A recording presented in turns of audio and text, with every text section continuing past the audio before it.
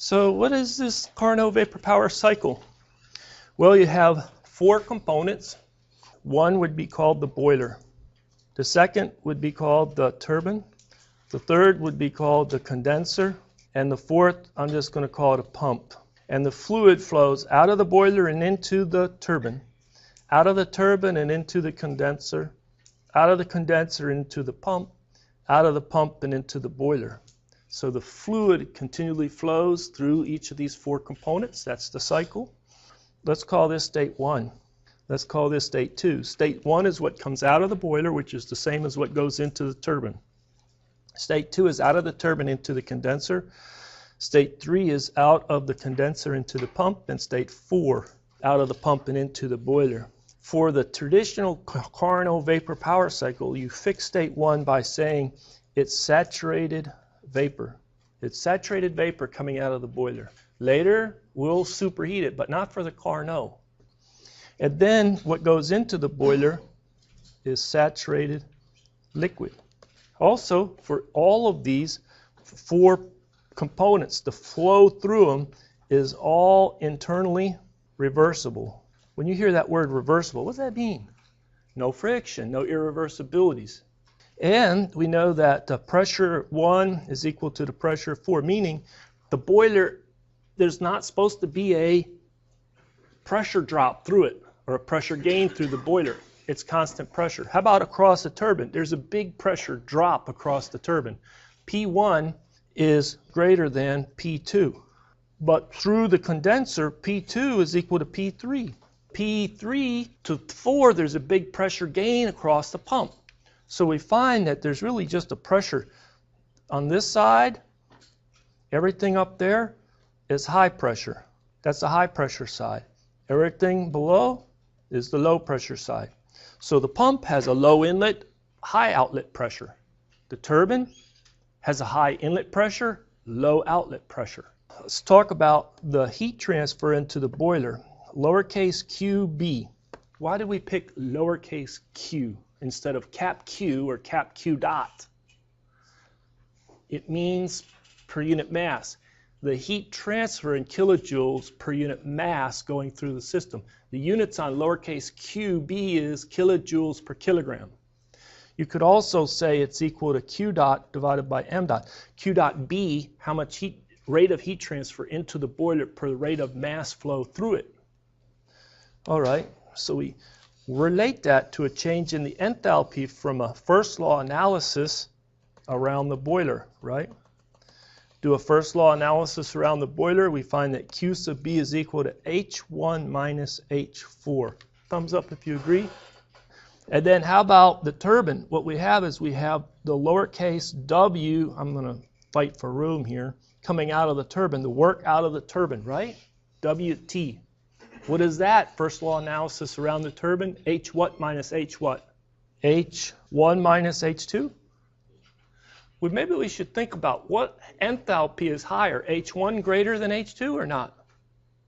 High enthalpy coming out of the boiler. Then you extract some work out of that fluid going through the turbine, so H2 is lower. Then you reject some heat out of the condenser, so H3 is even lower than H2. So now H2 minus H3 is the amount of heat rejected. That's a positive quantity going out. I'm showing the direction of that heat transfer, so it's a QC is a positive heat transfer out. And then the pump, we'll put WP, and that's equal to H4 minus H3. Now what we want to do is we want to sketch a property diagram. Well, there's a number of them that make sense for this type of problem, but a temperature entropy diagram, a TS diagram. We'll have a dome because the fluid's changing phase. What is this point at the top of the dome on a TS diagram? It's called the triple point or critical point. Critical, right? And so all the states coming down this side right here, all the states are here, are either saturated liquid or saturated vapor. I can't remember. All right, and then all of these over here are saturated liquids. Blue for liquids, red for vapors. Okay, makes sense?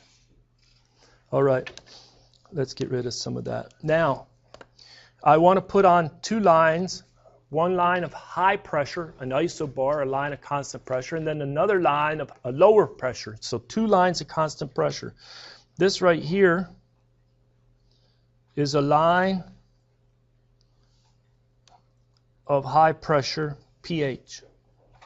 And here is another line of low pressure PL. PL was the condenser pressure, which was P2 is equal to P3. And pH is the boiler pressure, P4 equal to P1. True? So somewhere along the high pressure line are states 1 and 4. And somewhere along the low pressure line are states 2 and 3. State 1 is high pressure saturated vapor. State 2 is expansion through the turbine, right? It's internally reversible. Expansion through the turbine. State 3 is low pressure, feeding into the pump. And state 4 is saturated liquid. Saturated liquid at that high pressure. So I'm going to pause. I want to see if you could put all 4 points on the diagram. All right, so get the location of state 1. True? So state 1 is saturated vapor at that high pressure. There is state 1. Now it goes expansion through the turbine. Insulated? I didn't say that, but that's the purpose of most turbines. It's not to transfer heat. So they're typically even wrapped in insulation in the power plant. And you expand through the steam through it, drops it to a lower pressure, and from a second law analysis, we find that 2 is equal to S1. It's isentropic expansion. Now, state 4 is a saturated liquid at the high pressure, and you had to stop condensing such that when you compressed it, it magically ended up straight up. So S3 is directly below S4. So there's state 3. State 3 is the hardest one to place, okay? So what is the shape of this cycle? It's a rectangle, it's a box. Okay, where do we find the heat transfer coming in? Right here, that's QB. The boiler comes in. All the heat is transferred in from state 4 to 1. And then from 1 to 2, you have W out the turbine.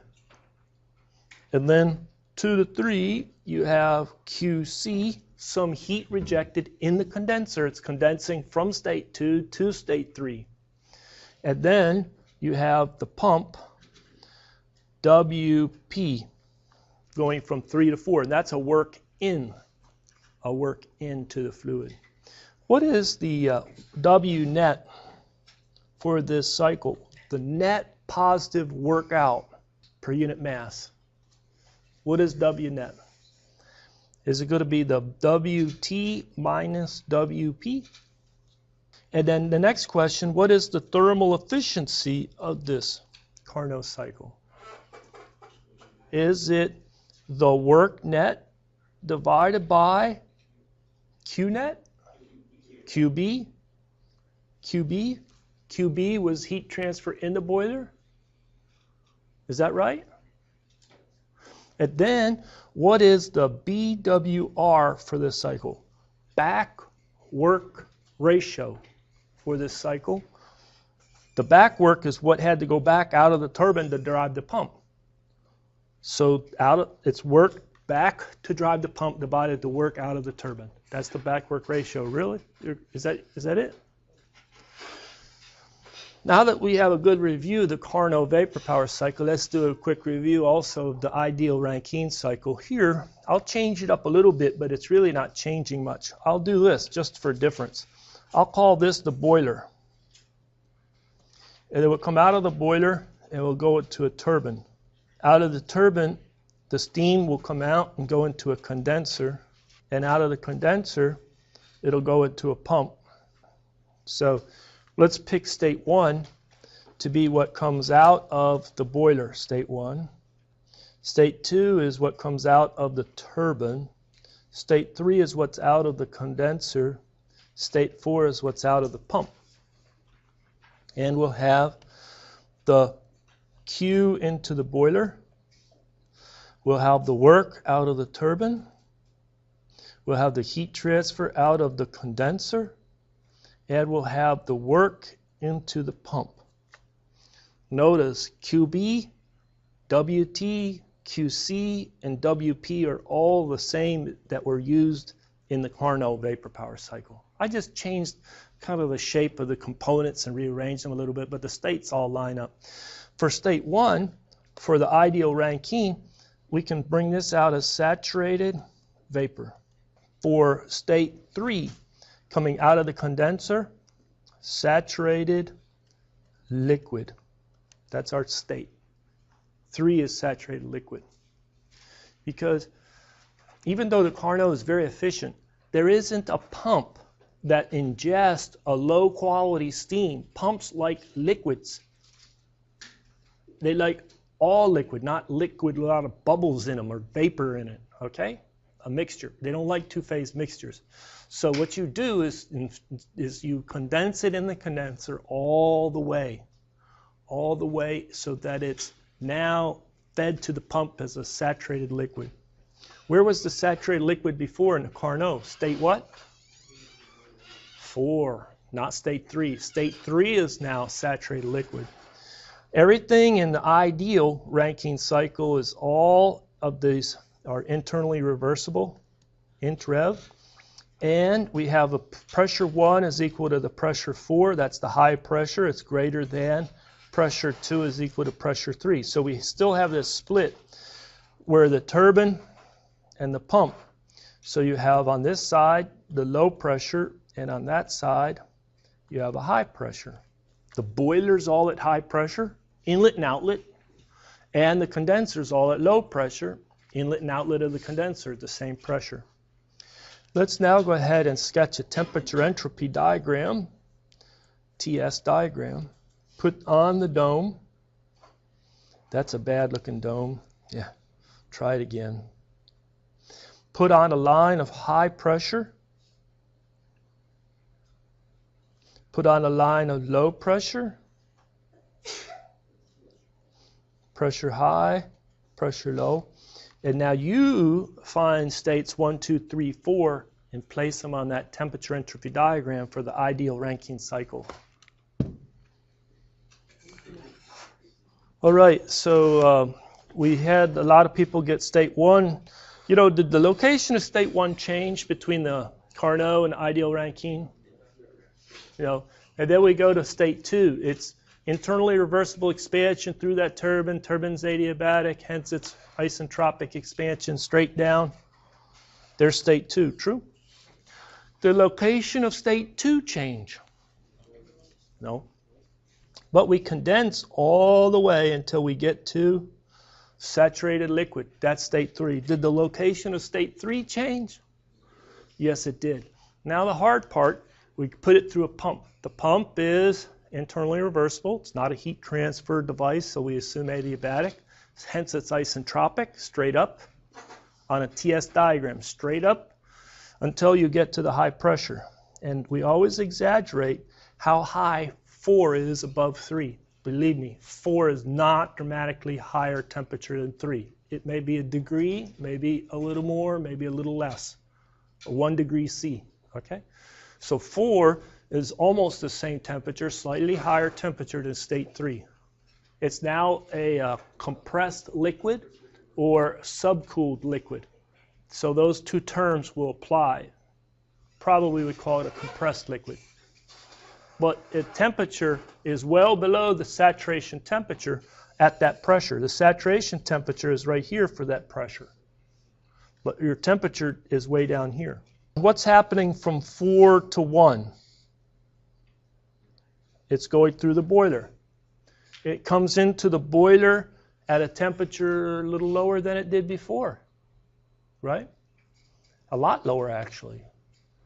Because it used to come into the boiler for the Carnot at state 4, it was already saturated liquid at the high pressure. So So let's say if I want to sketch, this is where the work of the turbine comes out from 1 to 2. This is where the heat transfer of the condenser from 2 to 3. From 3 to 4 is the work of the turbine, no, the work of the pump, sorry. And then 4 to 1 is Q of the boiler. See that? From 4 to 1 is Q of the boiler. So how does the work net of the cycle change? Well, turbine minus pump. Same, just different numeric values. Okay. How about the efficiency? Is that still the work net divided by Q boiler? And is the back work ratio still the work of the pump divided by the work of the turbine? Are the equations still the same for those three entities? All right. So over here, I tried to leave enough room to do a comparison. What do you want to compare? I want to compare Carnot and the ideal Rankine. Let me do this.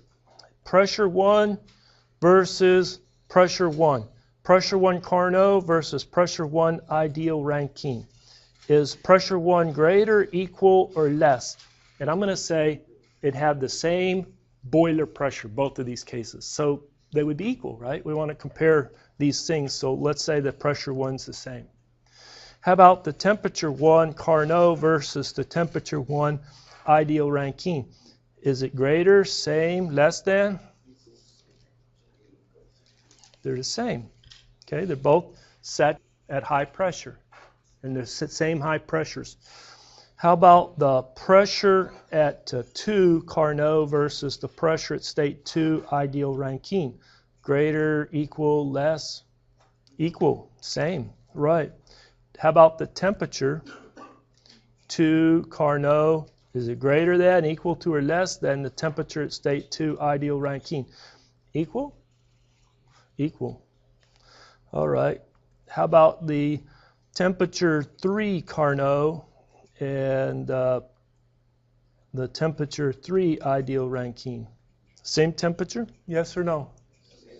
Same temperature. How about the temperature at 4 Carnot versus the temperature of 4 ideal Rankine? Greater than, equal to, or less than?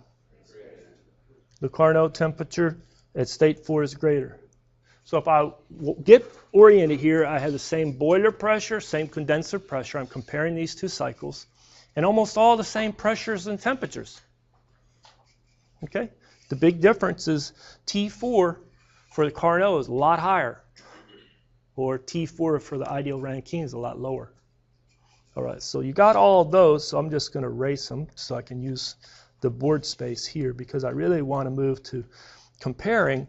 What about the work that the turbine produces, Carnot, versus the work the turbine produces? Do not say this. You have to write this down, and I'm going to go around and check you, okay? So on your piece of paper, you compare the work that the turbine produces, Carnot versus ideal Rankine. Is it greater, equal, or less? Once you do the work turbine, do the work of the pump for the Carnot, work of the pump, ideal Rankine. Is it greater, equal, less? Then do work net, Carnot, versus work net, ideal Rankine. And then do heat transfer in the boiler, Carnot, heat transfer in the boiler, ideal Rankine, heat transfer in the condenser, Carnot, heat transfer in the condenser, ideal Rankine. All right? And then we want to do also the thermal efficiency of the Carnot cycle versus the thermal efficiency, thermal efficiency of the ideal Rankine. You want to do the back work ratio, Carnot, and the back work ratio, ideal Rankine. It'll take you a little bit to work through these, but I want you to make those comparisons. So between each one of those, put a greater than, equal to, or less than sign. All right, so a lot of people said that the work that the turbine produces for the Carnot is the same as the work that the turbine produces for ideal Rankine. You have the same location of 1 and 2, same states 1 and 2, so that's good. The work that the pump needed to run the pump, which one is greater? Carnot? Yeah, you have to use a lot more energy per unit kilogram to boost the pressure because it's very compressible. Is the work net is defined as something that's the same minus something, which was greater for the Carnot. This will be greater, like this, right? How many people got that? All right, very good. So how about this? The boiler heat transfer for the ideal Rankine, isn't that greater? Why is it greater? Because all of this heat coming in right in here just has to get the water up to get to the boiling point. And then this was the same amount once it's saturated liquid all the way to saturated vapor. See? Okay, so that's why it looks like that. How about the condenser? Don't you have to throw more out? The condenser? So yes, state 3 is further over. How about the thermal efficiency?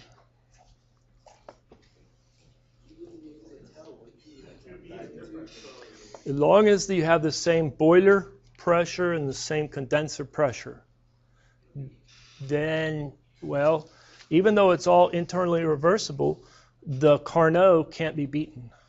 And the ideal Rankine is not a Carnot. So, what wins? All right, now the backwork ratio. Carnot is greater, isn't it? So I think most of you did pretty good, actually.